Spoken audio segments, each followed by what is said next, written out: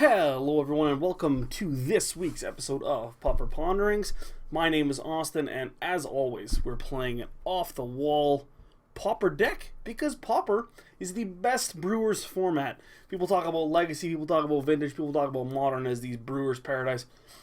New Pauper is the Brewers Paradise.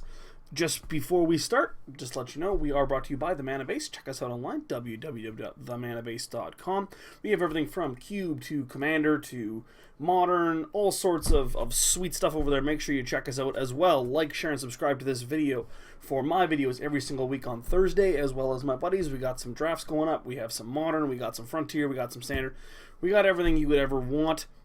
It's basically good to go. And check us out online. We also have John Zacek, or as you may know him as Nikachu. He is just just came in the finals of Grand Prix Vancouver. It happened 2-ish weeks ago with Merfolk.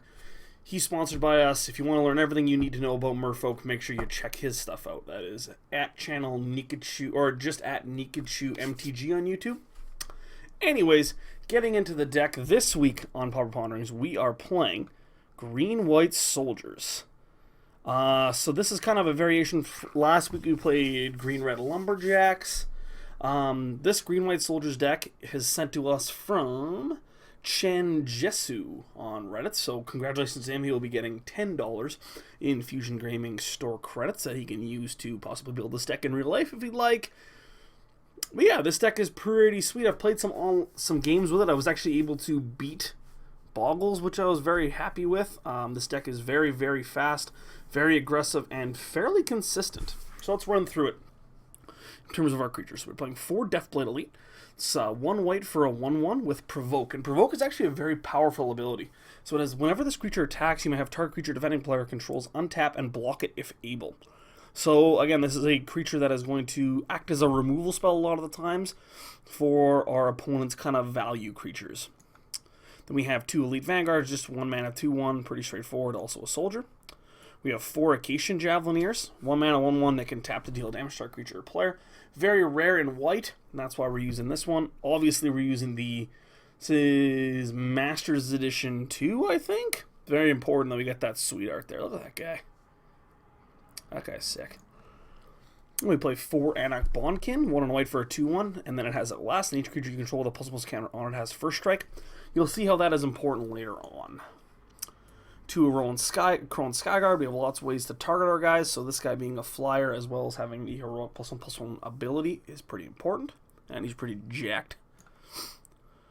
We have 2 Raise the Alarm as just another way to spit out a bunch of guys. We have into our lords now. We have 3 veteran armor, so 2 mana for a 2/2, and all my other creatures get +0/+1. So he's gonna be pretty good, just making our guys live through an Electrickery, live through Shrivel, stuff like that. We have 4 veteran swordsmiths. So this is a 3 mana 3/2. All our other soldiers get +1/+0. So this is one of the many reasons to play all soldiers. And then we also have 2 veteran armor smiths. So very similar to veteran armor in that it gives all our soldiers +0/+1, but this guy's a 2/3.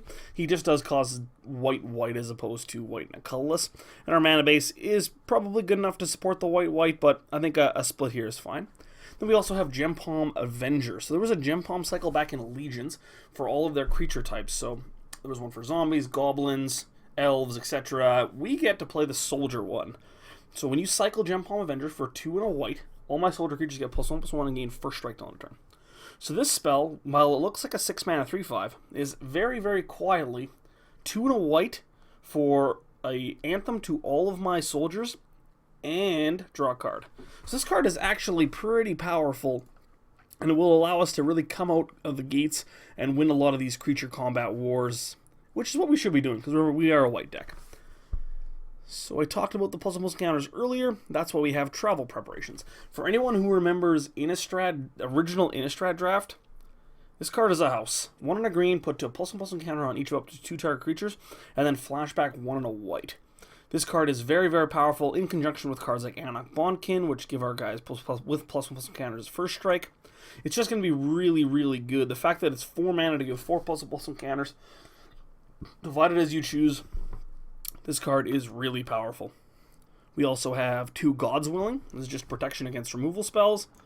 We have 1 Test of Faith, which prevents the next 3 damage that will be dealt to target creature this turn, and then you get that many +1/+1 counters, which is pretty sweet. Then we're playing 2 Commune with Natures. And this art, I did not know it existed. I thought this card was like in 10th, and I didn't know what the other printing of it was, but how ridiculous is this art? I make fun of like Pokemon and like Yu-Gi-Oh! For having awful art. This is terrible. Like, this looks like it was drawn with a pencil crayon. And look at this bird. It's so grainy. And like, oh, it's so bad. But it's gonna let us find a guy. Yeah, so it's just a really tight list. Sen Jesu said that, yeah, it was just a really, really tight list overall, and he was really happy with the moving parts on it. So I'm excited to get going, play some games. Take a look at the mana base really quickly. 3 Ash Barons. This works because we want green and we want white, but we more often than not want more green than white. As you can see, there's only 2 really green spells in the deck. So Ash Barons kind of functions as plains 10 through like 13 and a half, or 12 and a half, and then forest 4 and a half. Essentially, if that makes sense. If we go over to the sideboard, we have 2 Circle Protection Reds if we play against Mono Red, Celestial Flare for Boggles, Journey to Nowhere for any sort of grindy mid-range creature matchups, another Raise the Alarm if we need to go wide, 2 Standard Bearers for Boggles and Mono Red, and I guess Mono Green Stompy, 1 Dust to Dust for Affinity, 2 Prismatic Strands for any sort of mono green deck or any sort of deck that's trying to race us. And obviously you guys getting destroyed by Colgate toothpaste, which is pretty sweet. 3 Gut Shots, just a good card against like cards like against decks like Delver. Wow, I can't talk tonight. And then 2 Scattershot Archers. So again, going to be good against the Delver strategies. So I'm pretty excited. I'm like 3-0 in like practice games with this deck. So let's get her going. And remember what we're playing for here. We're playing for 3, count them, 3 packs of Aether Revolt.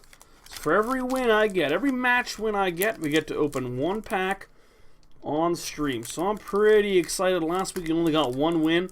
We only got to open 1 pack. I'm thinking we can get, I'm thinking at least 2 with this deck. I would be very disappointed if we didn't get 2 wins. So I'll be back for round number 1. Again, my name is Austin. This is Pauper Ponderings. Make sure to check us out online, www.themanabase.com. Make sure you like, share, and subscribe to this video. And I will see you guys for round number 1.